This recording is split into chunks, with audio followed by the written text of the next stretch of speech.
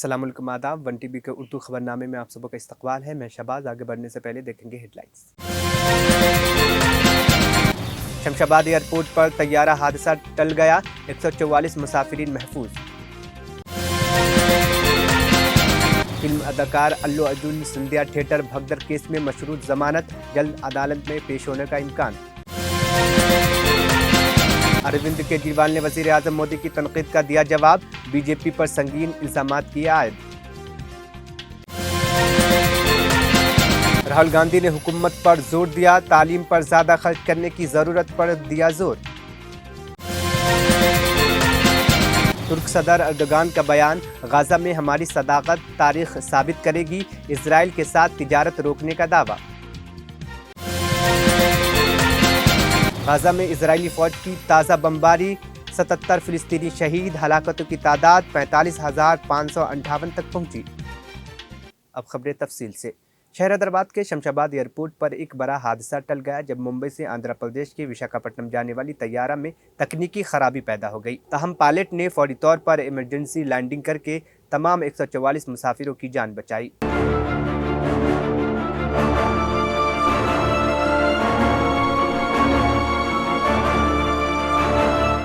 वजीर पुंगलेटी श्रीनिवास रेड्डी ने जुम्मू को जिला का दौरा किया और मुख्तलिफ सरगर्मियों में हिस्सा लिया। उन्होंने 2 करोड़ रुपए की लागत से नसब मरकजी लाइटिंग का इफ्तिताह किया और हुकूमत की मुख्तलिफ स्कीमों की कामयाब तकमील पर रोशनी डाली। इस मौके पर उन्होंने कहा कि माली मुश्किलात के बावजूद कांग्रेस हुकूमत ने अपने इंतखाबी वादों को पूरा करने में पेश है और हल्के कोतागुडम की तरक्की के लिए मुकम्मल ताउन की यकीन दहानी कराई।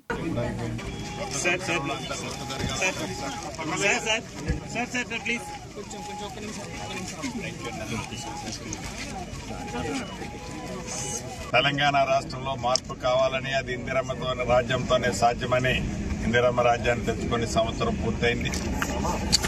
అనుకున్న ఆశయాలు చాలా వరకు ఇందిరమ్మ ప్రభుత్వంలో చేయగలిగాం. ఇంకా చేయాల్సినవి కూడా చాలా ఉన్నాయి. ఇచ్చిన ప్రతి మాటని తూచా తప్పకుండా రాష్ట్ర ఆర్థిక పరిస్థితి బాగలేకపోయినా పేదవాడి కోసం, పేదవాడి బాగోగుల కోసం ఈ ప్రభుత్వం పనిచేయాలని గౌరవ ముఖ్యమంత్రి రేవంత్ రెడ్డి గారి నాయకత్వంలోని మన ఇందిరమ్మ ప్రభుత్వం ఇప్పుడు కొత్తగూడెం నియోజకవర్గంలో ఉన్నాం. స్థానిక శాసనసభ్యులు పెద్దలు సాంబశివరావు గారు, అదే రకంగా స్థానిక పార్లమెంటు సభ్యుడు రఘురామరెడ్డి గారు, అందరం ఇప్పుడే సెంట్రల్ లైటింగ్ కూడా ఒకటి ఓపెన్ చేసుకున్నాం. కొత్తగూడెం నియోజకవర్గం అభివృద్ధిలో వెనకబడి ఉన్నమాట నిజం. ఇది గిరిజన ప్రాంతం, మైనింగ్ ఉన్న ప్రాంతం. ఈ ఇందిరమ్మ ప్రభుత్వంలో స్థానిక శాసనసభ్యులు సాంబశివరావు గారు, స్థానిక పార్లమెంటు సభ్యులు రఘురామరెడ్డి గారి సారథ్యంలో తప్పకుండా ఈ కొత్తగూడెం నియోజకవర్గాన్ని అన్ని రకాలుగా చిత్తశుద్దితో అభివృద్ధి చేయడానికి భవిష్యత్తులో ఈ ప్రభుత్వం ఉందని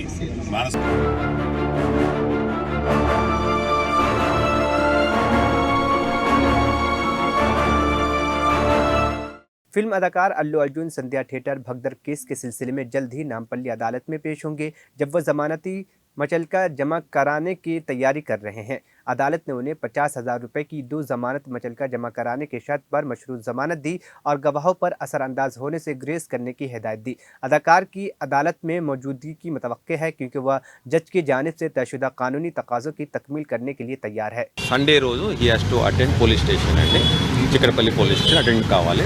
అందరికీ ఉన్న అక్యూజ్డ్ ఉన్న కండిషన్స్ సేమ్ కండిషన్స్ ఇంపోజ్ చేస్తారు.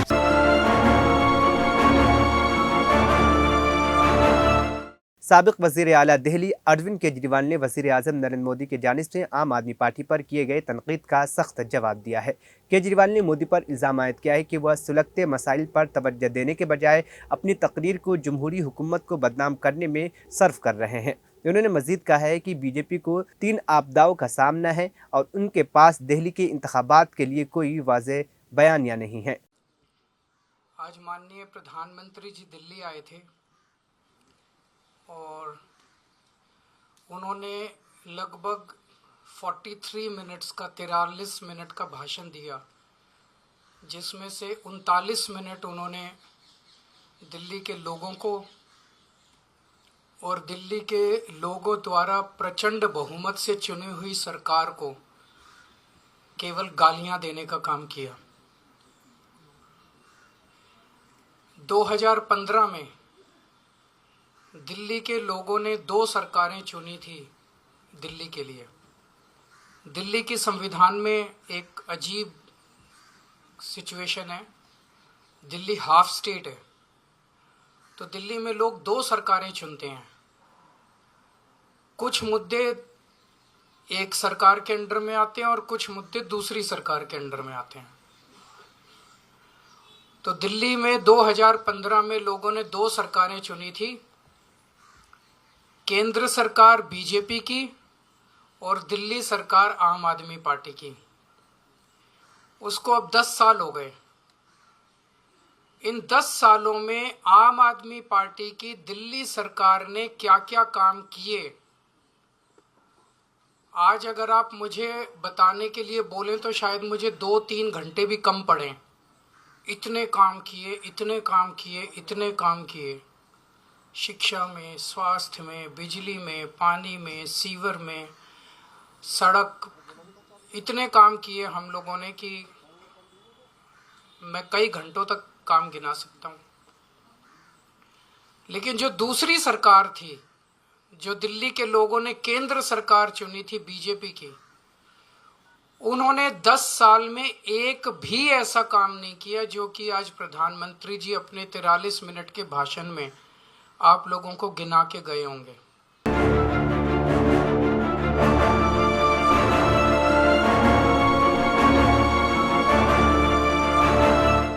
कांग्रेस के साबिक सदर और लोकसभा में अपोजिशन के रहनुमा राहुल गांधी ने तालीम को हर फर्द का हक करार देते हुए हुकूमत को निजीकारी पर तवज्जो देने के बजाय तालीम पर ज़्यादा खर्च करने की ज़रूरत पर जोर दिया। उन्होंने कहा कि तालीम और सरकारी इदारों को मजबूत करने के लिए हुकूमत को मज़ीद सरमायाकारी करनी चाहिए ताकि तालीम के मयार को बेहतर बनाया जा सके। गांधी ने वाज़ेह किया है कि मयारी तालीम की गारंटी किसी भी हुकूमत की सबसे बड़ी जिम्मेदारी है और ये निजीकारी के ज़रिए मुमकिन नहीं है। I feel that a country needs to guarantee quality education to its people. And I don't think that the best way to guarantee quality education to our people is to privatize it. Because frankly, when you bring the sort of financial incentive into the game, you don't actually give a quality education. I mean, I've said this many times, the best institutions in our country are government institutions, yours being one of them, right? And so I argue for much more money being spent in education by governments. I also have serious problems with the way our education system is set up. I don't think our education system allows the imagination of our children to thrive. You might not agree with me, but I think it's a very restrictive system, top-down system, and I don't think it is broad enough, right? It's very narrow. I mean, I walked from Kanyakumari to Kashmir, and I must have spoken to thousands of kids, and I asked them, what do you want to do? Lawyer, doctor, engineer, army. It can't be that there are only 5 things to do in this country. But that's what our education system is pushing. That, success, as we said, success as far as our education system is concerned is, if you're an engineer or a doctor, you join the IAS, IPS, or then you get into the forces. And really, that's just going to be 1% of our population. Maximum 2. 90% of our population is never going to do this, right? So the whole thing is geared towards this 1 or 2% who are going to become engineers, doctors, and then poor fellows, when they don't succeed, then they are, they're depressed and they're upset that I couldn't make it. But really, it's impossible for 90% of India to become engineers and doctors, and it's not even required. I mean, it doesn't make sense. So allowing kids to do what they want and allowing them to experience and do multiple things. Our education system disregards many things. It undervalues many professions, overvalues these 4 or 5 professions, and then tells everybody, "Bhai, yahi karna hai."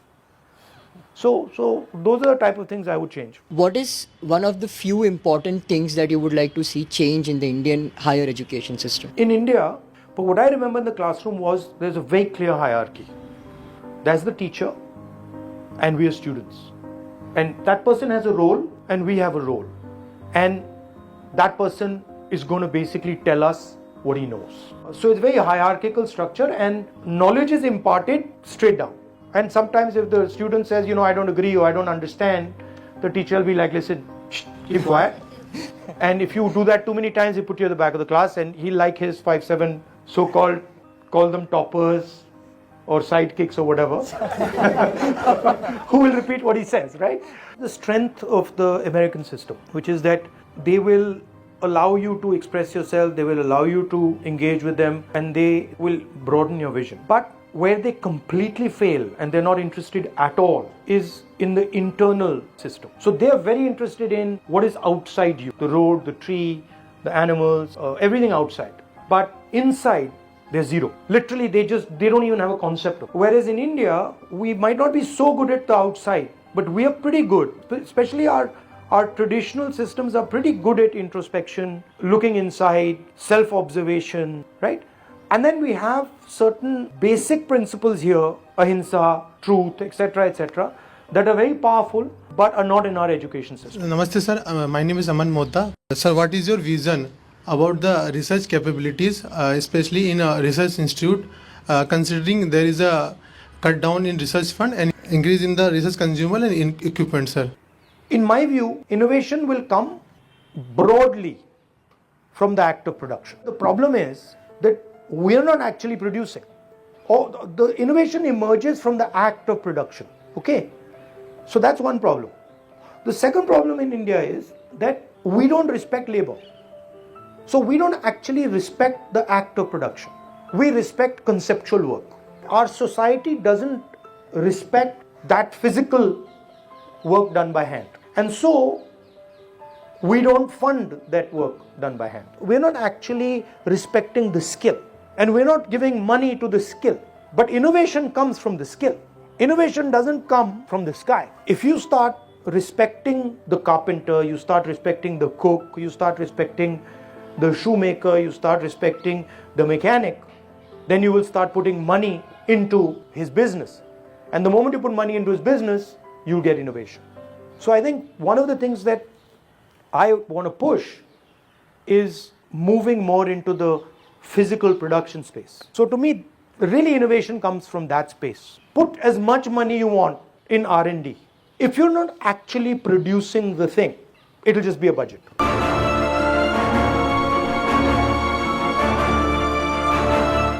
धार जिले के पीतमपुर सनती इलाके में union carbide के 337 ton जहरीले कचरे को जलाने के मंसूबे के खिलाफ जुमे को शदीद एहतजाज किया गया, जिसके दौरान मुजाहिदीन ने खुदसोजी यानी खुदकुशी की कोशिश की, जिसके नतीजे में 2 अफराद झुलस गए। हालात की संगीनी के पेश नज़र वज़ीर आला मोहन यादव ने रात देर से आला सतही इजलास तलब किया और अवामी तहफ़्फ़ुज़ को हुकूमत के अव्वलीन तरजीह करार दिया। वज़ीर आला ने कहा है कि जब तक अदालत का हुक्म नहीं आता पीतमपुर में कचरा नहीं जलाया जाएगा और आवाम से अफवाहों पर यकीन न करने की भी अपील की। मध्य प्रदेश सरकार जनता के हितों के सर्वोच्च प्राथमिकता देने वाली सरकार है और इस नाते से हमने सदैव जनता के हित को लेकर के आगे बढ़े हैं। सुप्रीम कोर्ट के निर्देश और हाई कोर्ट के आदेश के परिपालन में यूनियन कार्बाइड का कचरा माननीय न्यायालय के निर्देश पर ही हमने पीथमपुर सेंटर पे पहुंचाने का उनका आदेश का परिपालन किया है और साथ ही साथ हमने सुप्रीम कोर्ट और हाई कोर्ट की विभिन्न प्रकार के अलग अलग याचिकाओं के और अलग अलग प्रकार के दिए गए आदेश की सुरक्षा के मापदंडों का परिपालन करते हुए केवल परिवहन किया है। और जैसा कि हम सबको जानकारी है कि माननीय न्यायालय ने हमारे लिए डेडलाइन दी कि ये किसी हालत में 4 तारीख के पहले पहुंचना चाहिए। 6 तारीख को हमसे माननीय न्यायालय किए गए आदेश के परिपालन की रिपोर्ट चाह रही है और उसी परिप्रेक्ष्य में इस आदेश के पालन के साथ साथ जो मुझे ध्यान में लाया गया है कि पीथमपुर में ये जो निर्दिष्ट स्थान वो भी उन्हीं के द्वारा बताया गया था और परिवहन का पूरा आदेश भी हाईकोर्ट सुप्रीम कोर्ट के उस पालन में ही सरकार के द्वारा किया गया है। लेकिन जो ध्यान में आया है कि हमारी जनभावनाओं के लिए अभी इस तरह की परिस्थिति में ये माना गया है कि जनता के बीच में ये विषय नीचे उतारना जरूरी है कि ये कोई सुरक्षा के मापदंडों पे किसी प्रकार से कोई खतरा या कोई डर जो जनता के बीच आया है, इसको हम प्रयास करेंगे कि माननीय न्यायालय के सामने ये विषय लाएं और उसके बाद ही आगामी किसी प्रकार से कार्रवाई की जाए। माननीय न्यायालय जैसा आदेश देगा हम उसका पालन करने के लिए तत्पर रहेंगे, लेकिन तब तक हम इसमें आप कोई आगे नहीं बढ़ेंगे जब तक माननीय न्यायालय इस बारे में कोई निर्देश जारी नहीं करते। मेरा जनता से निवेदन है कि जनता के साथ सरकार पूरी दृढ़ता के साथ खड़ी है। जनता के किसी प्रकार का कोई अहित हो ये हम बिल्कुल बर्दाश्त नहीं करेंगे। माननीय न्यायालय के समक्ष भी वो विषय लाएंगे और माननीय न्यायालय के आदेश के परिपालन में अब आगे कोई कार्रवाई पे आगे बढ़ेंगे। मेरा आपसे निवेदन है कि झूठी अफवाहों पर विश्वास न करें। हम सब जनता के साथ हैं, हमारी प्राथमिकता जनता के साथ है।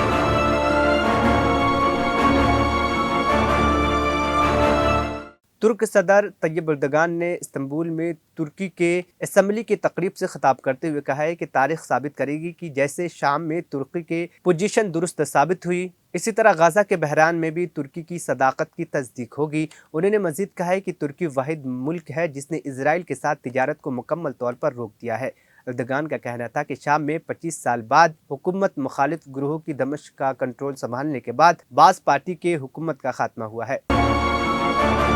गाजा में इजरायली फौज की बर्बरियत का सिलसिला जारी है, जिसके ताज़ा हमलों में मज़ीद 77 फ़िलिस्तीनी शहीद हो गए हैं। गाजा की सिविल डिफेंस के मुताबिक वस्त गाजा के अन्नसीरात मुजाहिद कैंप पर इजरायली हमलों में 14 फ़िलिस्तीनी जाँ भाग हो गए, जिसमें 4 बच्चे भी शामिल हैं। गाजा के वजारत सेहत ने बताया कि गुज़िश्ता 24 घंटों में इजरायली हमलों की मजमूई तौर पर 77 अफराद की हलाक हो गई है, जिसमें जंग शुरू होने से लेकर अब तक मरने वाले की तादाद 45,558 तक पहुँच गई है।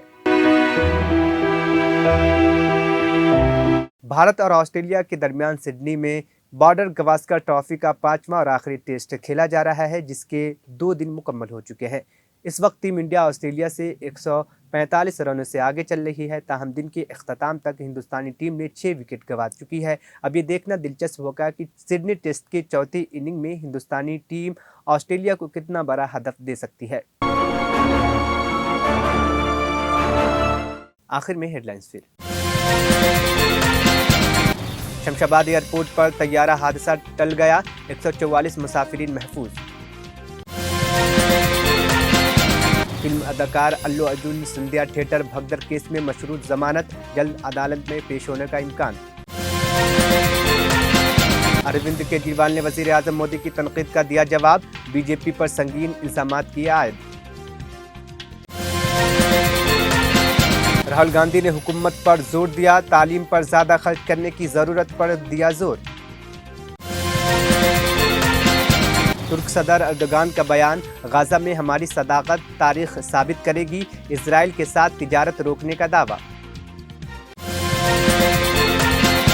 गाजा में इजरायली फौज की ताज़ा बमबारी, 77 फिलिस्तीनी शहीद, हलाकतों की तादाद 45,558 तक पहुंची।